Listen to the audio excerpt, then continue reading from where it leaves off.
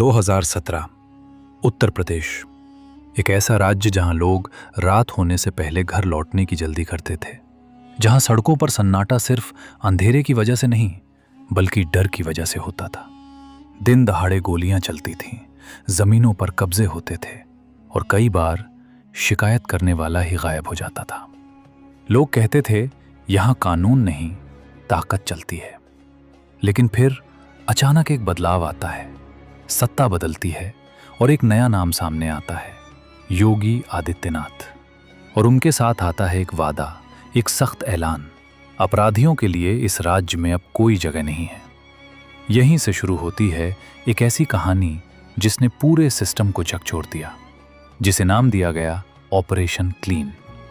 लेकिन सवाल ये है, क्या ये सिर्फ कानून व्यवस्था सुधारने की कोशिश थी या फिर एक ऐसा फैसला जिसने डर को ही हथियार बना लिया?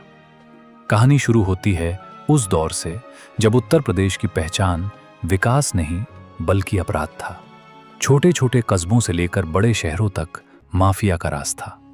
राजनीति और अपराध के बीच की दूरी लगभग खत्म हो चुकी थी। पुलिस कई बार मजबूर दिखती थी और जनता असहाय। कई इलाकों में तो हालात ऐसे थे कि लोग एफआईआर लिखवाने से भी डरते थे। फिर आता है मार्च 2017। नई सरकार, नई सोच और नया रवैया। पहली ही बैठकों में साफ संदेश दे दिया गया, अब समझौता नहीं होगा। और फिर शुरू होता है ऑपरेशन क्लीन। शुरुआत में शायद किसी ने अंदाजा नहीं लगाया था कि ये अभियान इतना बड़ा रूप ले लेगा। लेकिन कुछ ही महीनों में खबरें बदलने लगी। मुठभेड़ में अपराधी ढेर, कुख्यात गैंगस्टर गिरफ्तार, बड़े माफिया ने किया सरेंडर। ये सिर्फ हेडलाइंस नहीं थी, ये एक संकेत था कि कुछ बदल रहा है। पुलिस को खुला संदेश था, अगर सामने से गोली आएगी तो जवाब भी मिलेगा। और फिर एक के बाद एक एनकाउंटर होने लगे। कुछ ही समय में सैकड़ों नहीं, हजारों ऑपरेशंस। कई बड़े नाम जो सालों से कानून से बचते आ रहे थे, या तो मारे गए या जेल के पीछे पहुंच गए। लेकिन कहानी यहीं खत्म नहीं होती। ऑपरेशन क्लीन सिर्फ गोलियों तक सीमित नहीं था, असल खेल उससे भी बड़ा था। सरकार ने एक और मोर्चा खोला, अपराधियों की संपत्ति पर वार। जो लोग सालों से अवैध तरीके से करोड़ों की संपत्ति बना चुके थे, उन पर बुलडोजर चलने लगा। घर, दुकान, गोदाम, सब कुछ ध्वस्त होने लगा। यह सिर्फ एक्शन नहीं था, यह एक मैसेज था। अगर अपराध करोगे तो सिर्फ जेल नहीं, सब कुछ जाएगा। धीरे धीरे असर दिखने लगा। कई अपराधी जो पहले खुलेआम घूमते थे, अचानक गायब हो गए। कुछ ने खुद पुलिस के सामने सरेंडर कर दिया, कुछ ने राज्य छोड़ दिया। पुलिस का मनोबल बढ़ा और आम लोगों को लगा कि शायद अब हालात बदल सकते हैं। लेकिन हर कहानी का एक दूसरा पहलू भी होता है। जहां कुछ लोग इस बदलाव से खुश थे, वहीं कुछ सवाल भी उठने लगे। क्या ये एनकाउंटर सही हैं? क्या हर मुठभेड़ सच में आत्मरक्षा में हुई? क्या कानून की प्रक्रिया को पूरी तरह फॉलो किया गया? मानवाधिकार संगठनों ने चिंता जताई। कहा गया कि कहीं ये न्याय का शॉर्टकट तो नहीं बन रहा। लेकिन सरकार का जवाब साफ था, कानून का पालन होगा लेकिन अपराध बर्दाश्त नहीं होगा। इस बीच आंकड़े भी सामने आने लगे।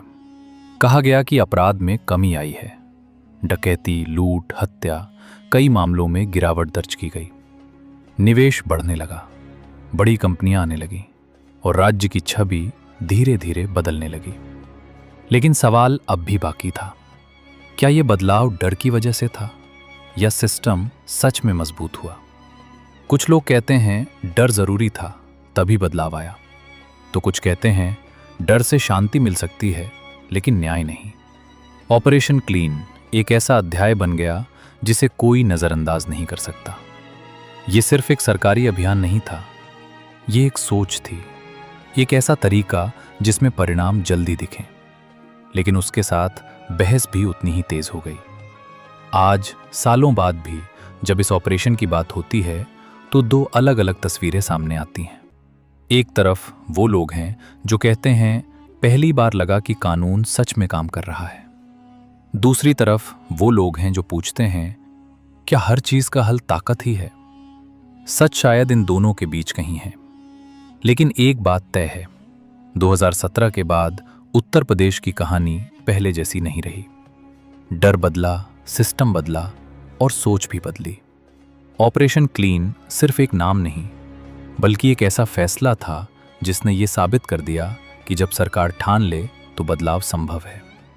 लेकिन हर बदलाव अपने साथ एक सवाल भी लाता है, और इस कहानी का सबसे बड़ा सवाल आज भी वही है। क्या कानून का डर ही सबसे बड़ा समाधान है, या न्याय का रास्ता कुछ और होता है? क्योंकि इतिहास सिर्फ ये नहीं देखता कि क्या बदला, वो ये भी देखता है कि बदलाव किस कीमत पर आया।